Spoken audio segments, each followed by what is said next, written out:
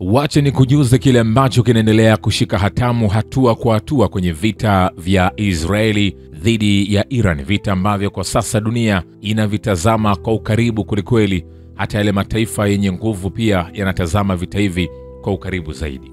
Na nikwambie, jeshi la ulinzi la Israeli limegundua shambulio la kombora la Iran dhidi ya nchi hiyo na wanajitahidi kuliondoa, shirika la habari limeripoti. Wanasema muda mfupi uliopita IDF iligundua makombora yaliyorushwa kutoka Iran kuelekea eneo la jimbo la Israeli. Mifumo ya ulinzi inafanya kazi kuzuia tishio, vyombo vya habari vya Israeli vilisema. Vile jeshi la Israeli limemuondoa Meja Jenerali Ali Shadman, mkuu wa makao makuu ya jeshi la wanahewa la Haktam al-Anbiya, kikosi cha ulinzi wa wanahewa, vyombo vya habari vya Israeli vimesema. IDF imemuua mkuu wa majeshi wa wakati wa vita wa Iran, kamanda mkuu wa kijeshi wa utawala huo, kufuatia taarifa za kijasusi zilizopokelewa na kurugenzi ya ujasusi ya IDF.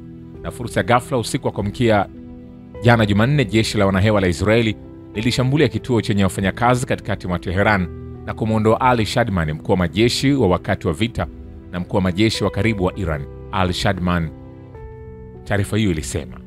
Kulingana na huduma ya vyombo vya habari ya Israeli, Shadman aliwahi kuwa mkuu wa majeshi wa wakati wa vita na kamanda wa kamandi ya dharura ya kikosi cha wanajeshi wa Iran, na pia aliamuru jeshi la walinzi wa mapinduzi ya Kiislamu na jeshi la Iran. Kituo cha amri ya dharura Haktam al-Anbiya chini ya amri yake kilikuwa na jukumu la kusimamia operesheni za mapigano na kuidhinisha mipango ya Iran ya kuwasha moto.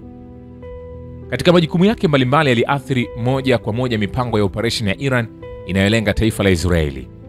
Jeshi lilikumbuka, mwanzoni mwa operesheni hiyo aliteuliwa kuwa kamanda wa jeshi la Iran baada ya mtangulizi wake Ala al-Rashid kuondolewa katika mashambulizi ya Israeli ya Operation Rising Simba, ilisema taarifa hiyo.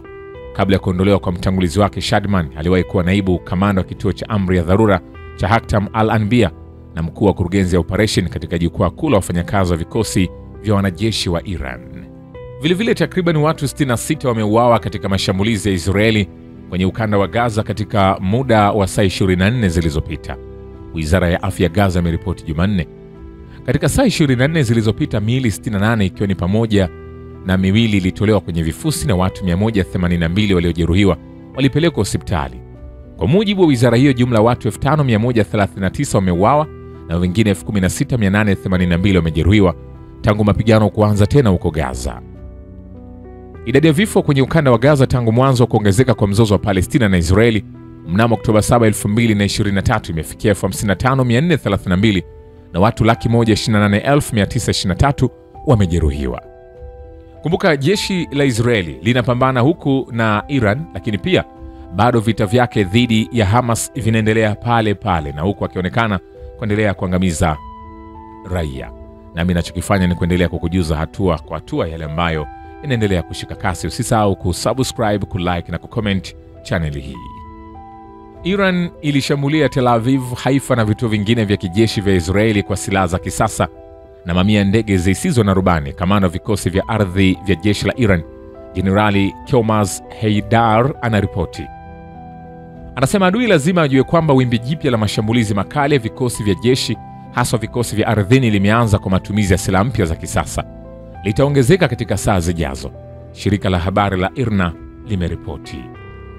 Mamia ya ndege zisizo na rubani za masafa marefu zenye uwezo mkubwa wa uharibifu zilifanikiwa kuharibu maghala ya silaha na malengo ya kistratejia ya utawala wa Kizayuni katika maeneo yanayokaliwa kwa mabavu, ikiwa ni pamoja na Tel Aviv na Haifa. Hapo awali tahadhari za uvamizi wa anga zilisikika huko Israeli pamoja na Tel Aviv kuhusiana na shambulio la kombora la Iran. Ni kwambia hivi, hatujamaliza. Vile Israeli imebuni operesheni mpya dhidi ya Iran ambayo itaonekana rahisi ikilinganisha na operesheni ya mwaka 2024 ya kulipua vifaa vya mawasiliano vya Hezbollah nchini Lebanon.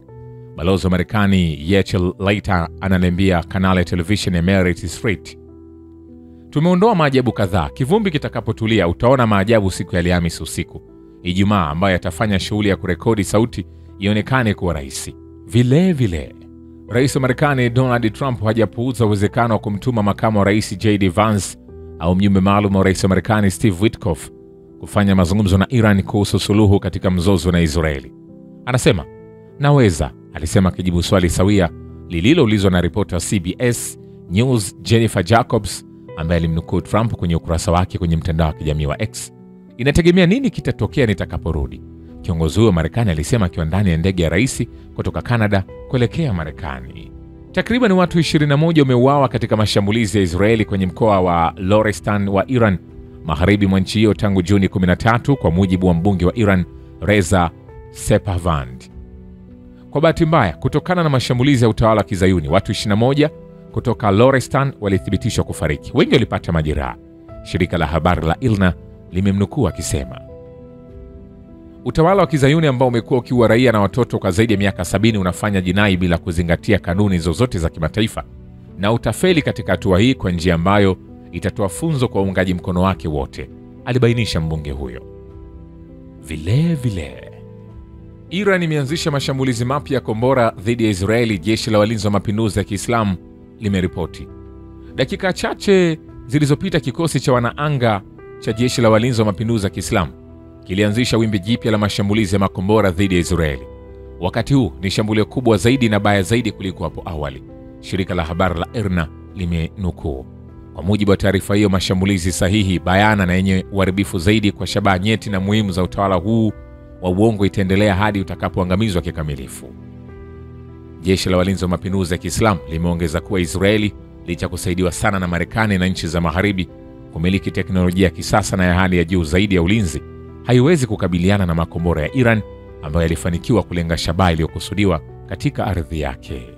Vile ndege kadhaa za Israeli zilizoshiriki kwenye shambulio la anga la Juni 13 dhidi ya Iran zilikiuka anga ya Uturuki. Mchunguzi wa Horet Hand anaripoti jeshi la anga la Uturuki lilituma ndege kadhaa za F-16 kujibu. Marubani wa Israeli waliamriwa kuondoka kwenye anga Uturuki mara moja na walitii, kwa mujibu wa Firat. Tukio hili halikuwa la kukusudia. Mwandishi huyo wa habari pia alidokeza kuwa jeshi la anga la Israeli linatumia anga ya Syria na Iraq kushambulia Iran, kwa kuwa Syria haina ulinzi wa anga. Upande wa Israeli hauombi kibali cha kuendesha ndege kama hizo. Kwa upande wake, anga ya Iraq iko chini ya udhibiti wa Marekani na iko wazi kwa Israeli. Vile rais wa taifa la Marekani, namzungumzia Donald Trump, anasema hakuiendea Iran na pendekezo la kushiriki katika mazungumzo ya amani. Sijawasiliana na Iran kwa mazungumzo ya amani kwa njia yoyote, sura au muundo wote, kiongozi huyo wa Amerika aliandika kwenye ukurasa wake wa Trust Social. Trump alisisitiza kwamba Teherani ilipaswa kuchukua makubaliano yaliyokuwa mezani, kwani yangeokoa maisha mengi. Trump alisisitiza kwamba Teherani ilipaswa kuchukua makubaliano. Katika chapisho lake lililofuata kuhusu mada hiyo, mkuu wa nchi wa Marekani aliandika kwamba Iran kutokuwa na silaha za nyuklia kunasababisha ukuu wa Amerika. Marekani kwanza inamaanisha mambo mengi makubwa, ikiwa ni pamoja na ukweli kwamba Iran haiwezi kuwa na silaha za nyuklia ifanye Amerika kuwa kubwa tena, Trump alibainisha. Vile rais wa Ufaransa Emmanuel Macron anaamini kwamba nia ya kubadilisha uongozi wa Iran kwa kutumia nguvu kutoka nje ni makosa ya kimkakati. Mtu yeyote anayeamini kwamba kwa kushambulia kutoka nje unaweza kuokoa nchi licha ya yenyewe na dhidi yake yenyewe, daima amekuwa na makosa, aliwaambia waandishi wa habari kando ya mkutano wa kilele wa kundi la G7 nchini Canada. Kwa mujibu wa Macron, mtu yeyote ambaye siku za nyuma alijaribu kubadilisha utawala kwa kutumia mashambulizi au operation za kijeshi alifanya makosa ya kimkakati. Hivi ndivyo uzoefu wa zamani unavyotuambia. Akizungumzia mzozo kati ya Israeli na Iran, rais wa Ufaransa alizitaka pande hizo kusitisha mashambulizi dhidi ya malengo ya kiraia. Anasema ni muhimu kabisa kwamba pande zote mbili zisitishe mashambulizi ya miundombinu ya nishati, vifaa vya kitamaduni na kiutawala, zaidi ya hayo kwa raia. Hapo awali, waziri mkuu wa Israeli Benjamin Netanyahu alipendekeza kuwa mamlaka nchini Iran ni dhaifu na huenda yakabadilika haraka. Akijibu swali la iwapo mabadiliko ya madaraka mjini Teheran yatakuwa matokeo ya moja kwa moja ya operation ya kijeshi ya Israeli dhidi ya Jamhuri ya Kiislamu, mwanasiasa huyo hakupuuza hali hiyo. Vile Iran ilitumia siku ya Jumanne kombora la kisasa ambalo jeshi la Israeli alikuweza kuligundua kabla halijalenga shabaha, wizara ya ulinzi ya Iran imesema. Wakati wa mashambulizi ya leo ya vikosi vya jeshi dhidi ya utawala wa Kizayuni, kombora la kisasa lilitumiwa ambalo kama Wazayuni walivyosema hawakuliona kabisa kabla halijapiga. Shirika la habari la Tasnim lilinukuu wizara ya ulinzi ikisema. Hapo awali, kamanda wa vikosi vya ardhini Meja Jenerali Keomaz Haidar alisema kuwa Iran ilishambulia Tel Aviv, Haifa na vituo vingine vya kijeshi vya Israeli kwa silaha za hali ya juu na kutumia mamia mashambulizi ya ndege zisizo na rubani na mipango ya kuzidisha mashambulizi katika saa zijazo. Nikwambie hivi, hatujamaliza. Mashambulio ya makombora yaliyotolewa na wanajeshi wa Iran katika eneo la Israeli yameelemaza kabisa Tel Aviv. Shirika la habari la Fars limeripoti likinukuu kauli mbalimbali za mashuhuda. Kulingana na chombo cha habari, wakazi hutumia wakati wao mwingi katika makazi ya mabomu. Wanadiplomasia wa kigeni, wafanyakazi na ubalozi na raia wa Israeli kwa sasa wanaondoka nchini kupitia mpaka wa ardhi na Jordan na kupitia bahari ya Mediterranean kuelekea Cyprus. Imebainika kuwa mashambulio haya ya makombora yalisababisha kukatika kwa umeme na kutatiza usambazaji wa mafuta. Hichi ni kile ambacho kinaendelea kushika kasi. Endelea kukaa karibu nasi, usisahau kusubscribe, kulike na kucomment channel hii. Asante.